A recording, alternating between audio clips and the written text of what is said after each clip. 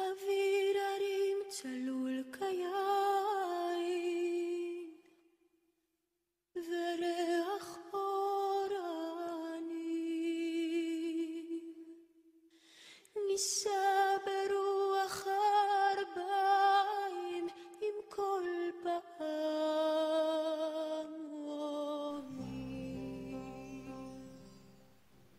Saudara dan saudari terkasih, selamat berjumpa kembali dengan saya Melanius Jordan WFM.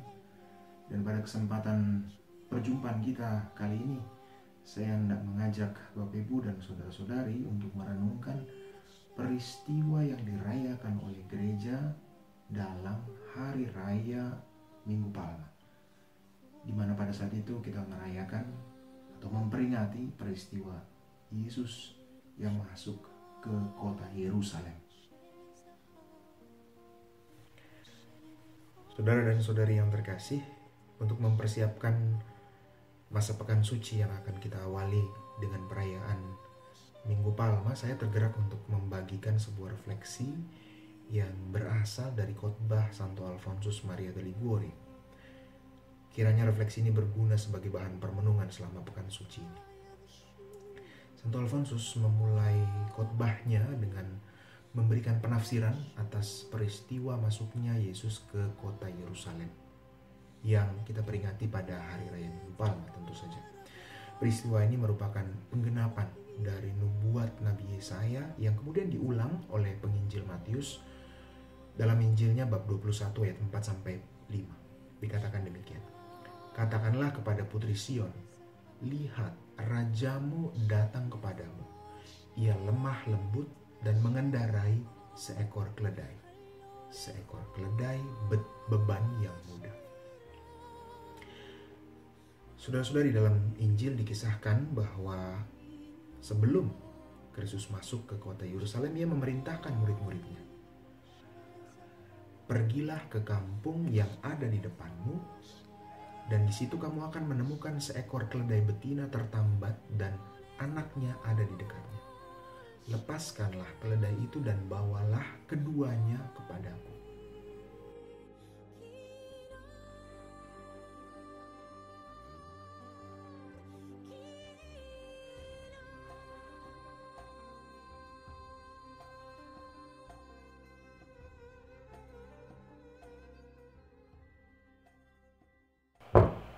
Saudara dan saudari, Santo Alfonsus Maria de Liguori menggarisbawahi apa yang pernah dikatakan oleh Santo Bonaventura. Karena Santo Bonaventura pernah membuat sebuah tafsiran atas sabda ini dengan mengatakan bahwa melepaskan ikatan keledai itu adalah sebuah simbol melepaskan ikatan dosa. Di sini dapat kita lihat jelas bahwa Santo Bonaventura sedang mengarahkan kita pada sabda Tuhan dalam kitab Amsal bab 5 ayat 22 yang mengatakan demikian. Orang fasik tertangkap dalam kejahatannya dan terjerat dalam tali dosanya sendiri. Saudara dan saudari, ini adalah sebuah simbolisme yang amat mendalam artinya. Kristus tidak dapat berdiam dalam jiwa yang terikat oleh dosa. Sehingga ketika para murid melepaskan ikatan, hal ini mengacu pada peristiwa rekonsiliasi dan kekuatan kasih karunia untuk melepaskan seseorang dari dosa. Peristiwa pelepasan tersebut harus mendahului peristiwa masuknya Kristus ke dalam jiwa seseorang yang berdosa. Dan karena itu adalah hari ketika Yesus memasuki kota Yerusalem. Ia menaiki keledai yang sudah terlepas sebagai tanda kerendahan hatinya dan belas kasihnya kepada kita. Pertama dengan memerintahkan kepada kita agar melepaskan ikatan dosa kita, dan kemudian mengizinkan kita untuk masuk ke kota Yerusalem. Saudara dan saudari, Santo Alfonsus dengan keras menasehati, lepaskanlah ikatan dosa-dosamu yang membuatmu menjadi budak setan.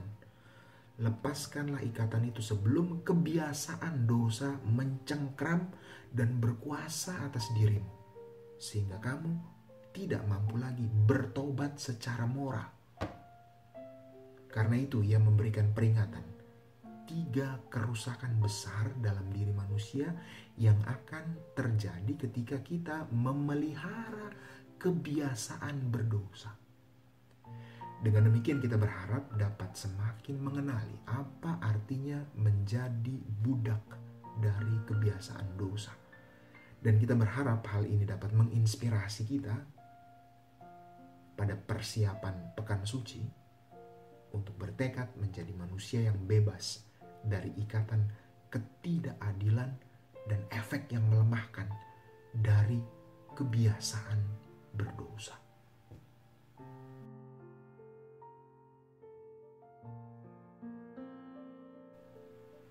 Saudara dan saudari, Santo Agustinus menjelaskan bahwa kebiasaan dosa membutakan orang-orang berdosa sehingga mereka tidak lagi melihat kejahatan yang sedang mereka lakukan dan kehancuran yang mereka bawa untuk diri mereka sendiri. Mereka tinggal dalam kebutaan, seolah-olah Allah tidak ada, juga surga dan neraka atau bahkan keabadian. Dan saya kira kita bisa melihat tanda-tandanya dalam kehidupan kita sehari-hari. Ketika kita mulai tidak bisa melihat dengan jernih mana yang benar dan mana yang salah. Ketika kita tidak bisa melihat dengan jernih mana yang benar dan bahkan kita tidak mau memperjuangkannya. Atau dalam cakupan yang lebih luas, kita melihat bagaimana beberapa hal dalam budaya modern dibantu dan didukung oleh media massa dan lembaga publik telah menjungkir balikan tatanan moral.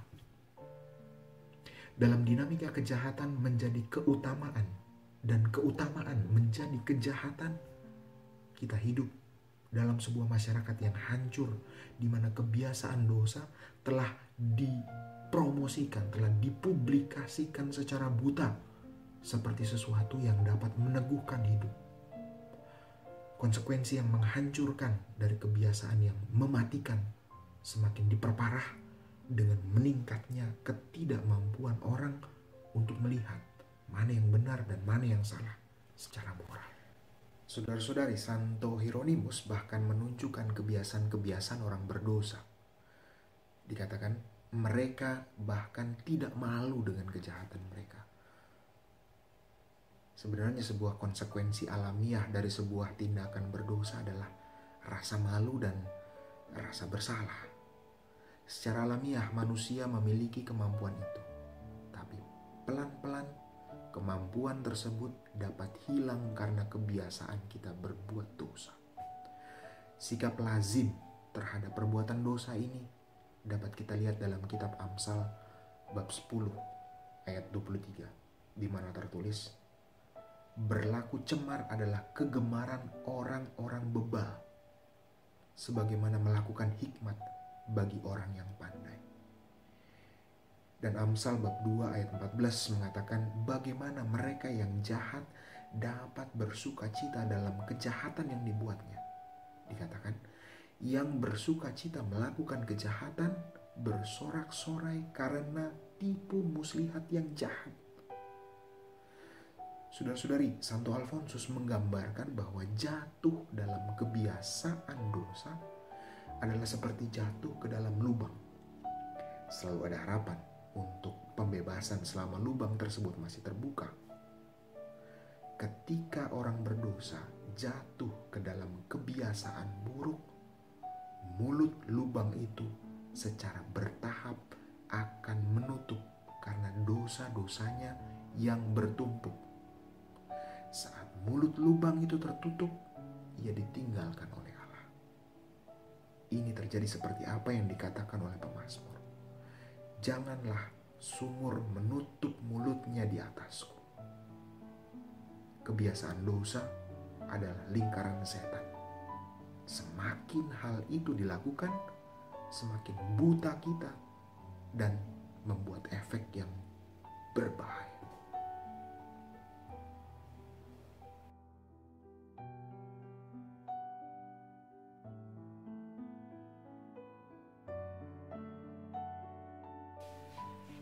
Saudara dan saudari, selain membutakan pendosa, kebiasaan dosa juga akan mengeraskan hati. Santo Alfonsus menjelaskan bahwa hati orang yang berdosa adalah seperti sebuah landasan. Sebuah landasan yang begitu keras, semakin sulit untuk dihancurkan. Jadi orang berdosa akan semakin keras hatinya ketika ia terus-menerus memelihara kebiasaan untuk berbuat dosa itu. Sehingga bukannya melunak oleh inspirasi ilahi atau dengan petunjuk, jiwa orang yang memelihara kebiasaan berdosa menjadi lebih keras, bahkan dengan khotbah tentang akhir zaman, dengan siksaan yang terkutuk, dengan renungan akan sengsara Kristus. Obat spiritual itu malah akan semakin mengeraskan hati orang berdosa. Bahkan pengakuan dosa juga akan menjadi tidak banyak manfaatnya bagi mereka yang keras hati, karena meskipun mereka sudah menyesali dosa-dosanya untuk beberapa waktu, pada kesempatan lain atau pada kesempatan pertama ia berbuat dosa kembali, ia akan tersandung pada kebiasaan berbuat dosa dan akan semakin melemah karena kehendaknya terganggu. Saudara dan saudari, dalam kitab Amsal bab 22 ayat 6 dikisahkan seorang yang sudah terbiasa berbuat dosa sejak muda akan terbawa sampai tua. Mereka yang berada dalam cengkeraman kuat kebiasaan dosa akan menyerah pada kematian. Allah yang tetap menganugerahkan rahmat yang diperlukan untuk membasmi dosa tidak akan berfungsi apa-apa jika seorang tetap berkeras hati.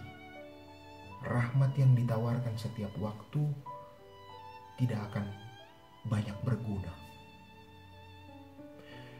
Santo Agustinus menjelaskan dalam konteks mengeraskan hati, bagaimana Allah juga mengeraskan hati manusia, namun bukan dengan menanamkan kebencian, namun menahan, menganugerahkan belas kasih.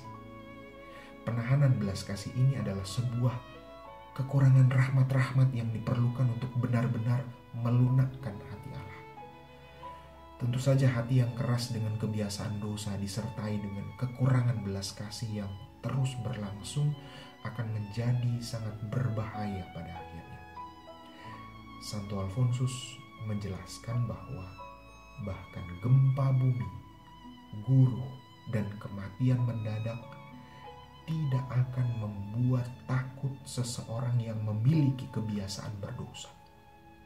Daripada membangunkan rasa bersalahnya, mereka lebih suka tertidur dalam kematian dan membiarkan diri terlelap dan hilang dalam dosa.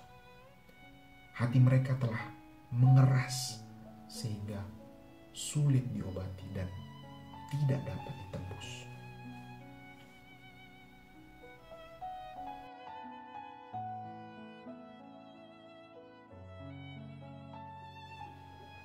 Saudara dan saudari, Santo Gregorius pernah mengatakan, seorang yang diserang oleh musuh tak dapat membela diri ketika ia sudah terluka. Demikian juga ketika ia terluka untuk kedua kali atau ketiga kalinya, kekuatan orang itu akan semakin berkurang. Inilah cara bagaimana dosa bekerja. Setelah perbuatan pertamanya, jiwa kita akan terluka, namun masih tetap mampu untuk tak menyerah, menerima rahmat dan anugerah ilahi. Tapi jika pendosa itu mulai jatuh pada perilaku kebiasaan berdosa yang khusus setiap hari berturut-turut, kekuatannya untuk menerima rahmat ilahi menjadi semakin melemah. Jika kebiasaannya telah menjadi sesuatu yang tidak bisa dikendalikan, ia tidak akan memiliki kekuatan untuk menangkis godaan sedikit pun. Santo Alfonsus mengatakan dalam khotbahnya, semakin cepat seorang berdosa berkontrak dengan kebiasaan berbuat dosa, ia akan menyerah dan semakin menyerah pada godaan yang banyak dengan tawaran seperti sebuah sedotan, seperti sebuah hisapan yang digerakkan oleh angin.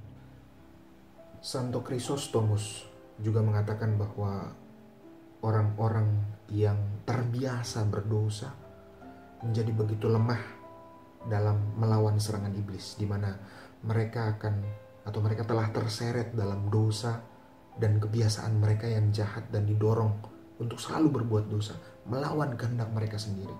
Seorang yang terbiasa berdosa dapat mungkin memiliki keinginan untuk tidak berdosa, tapi karena kelemahan nyata, ia jatuh lemah dalam setiap godaan berturut-turut tanpa terus mau berjuang untuk itu.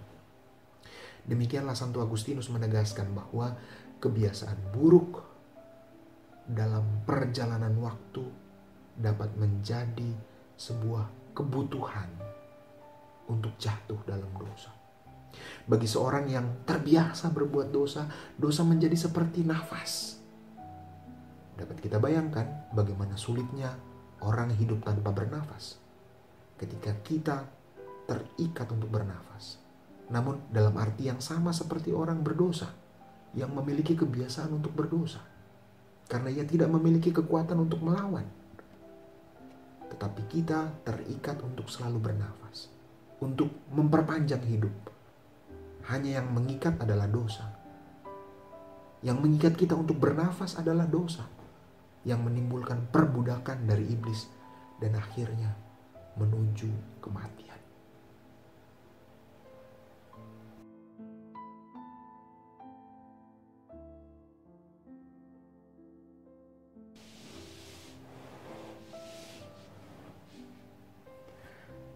Saudara dan saudari, jangan keraskan hatimu. Santo Alfonsus menyarankan kepada orang berdosa yang terperosok dalam kebiasaan untuk berdosa untuk segera bertindak. Dia menganjurkan agar orang segera menerima sakramen pengakuan. Ia mendesak orang untuk keluar dari perbudakan iblis, dan ia menyarankan hal ini sesuai bisikan Roh Kudus seperti disabdakan dalam Amsal bab 5 ayat 9. Supaya engkau jangan menyerahkan keremajaanmu kepada orang lain dan tahun-tahun umurmu kepada orang yang kejam. Santo Alfonsus membuat sebuah pertanyaan reflektif untuk kita. Mengapa kamu mau melayani seorang tuan yang begitu kejam, yaitu iblis, yang sebenarnya adalah musuhmu, yang akan membuat dirimu tidak bahagia, yang akan membuat dirimu hanya berada dalam neraka yang kekal?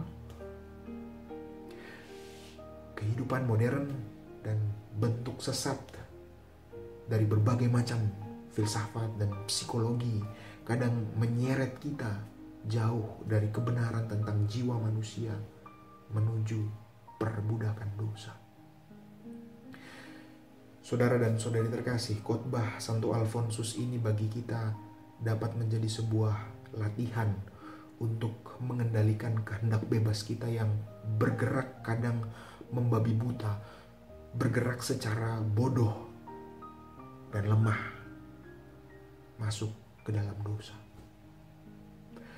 Kita lebih mudah menjalin hubungan mesra dengan tuan yang kejam itu. Kita lebih mudah menjalin hubungan mesra dengan mamon daripada mengasah suara hati, mengendalikan kehendak bebas kita. Karena itu pada kesempatan memasuki pekan suci yang akan kita mulai dengan Minggu Palma hari ini, Santo Alfonsus mengajak kita untuk lebih memberikan ruang pada Roh Kudus agar ia memberikan kepada kita rahmat yang diperlukan untuk bertobat. Santo Alfonsus mengundang kita membebaskan diri dari belenggu dosa yang sebenarnya dapat kita lihat jelas sedang mengikat kehidupan kita dan tidak seharusnya kita berada dalam keadaan seperti itu. Ia mengajak kita untuk melunakkan hati, menyelaraskan kehendak kita dengan kehendak Kristus, memulihkan kekuatan untuk bertekun di jalan yang sempit menuju tanah perjanjian surgawi. Saudara dan saudari terkasih, bersama dengan para murid yang diutus untuk melepaskan ikatan keledai, mari kita lepaskan juga ikatan belenggu dosa kita. Kita mempersiapkan diri sebaik-baiknya untuk akhirnya dapat menemani Yesus masuk dalam kemuliaan Yerusalem surgawi. Saudara dan saudari terkasih, selamat merayakan hari Minggu Palma, selamat memasuki masa Pekan Suci, persiapan Paskah. Tuhan